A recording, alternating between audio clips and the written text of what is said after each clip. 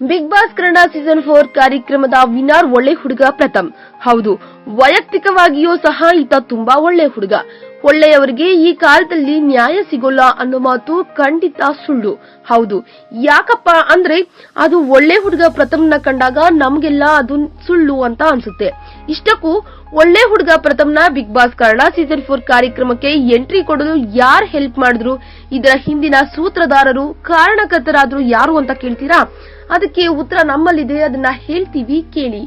Hat trick hero Shivanna Bigg Boss Kannada season 4 ಕಾರ್ಯಕ್ರಮಕ್ಕೆ ಪ್ರಥಮ್ ರವರನ್ನು ಆಯ್ಕೆ ಮಾಡುವಂತೆ ಮನವಿ ಮಾಡಿದ್ರಂತೆ. ಹೀಗಾಗಿ ಪ್ರಥಮ್ ತಾನು ಗೆದ್ದ ನಂತರವೂ ಸಹ ಶಿವಣ್ಣನಿಗೆ ಪ್ರತ್ಯೇಕವಾಗಿ ಭೇಟಿ ಮಾಡಿ ತಮ್ಮ ಕೃತಜ್ಞತೆಗಳನ್ನ ಸಲ್ಲಿಸಿದ್ದಾರೆ. ಈ ವಾಕ್ಯವನ್ನು ಎಲ್ಲಿಯಾದ್ರೂ ಬೇಕಾದ್ರೂ ಹೇಳ್ತೀನಿ ಅಂತ ದಿಟ್ಟತನದಿಂದ ಹೇಳ್ತಾರಂತೆ.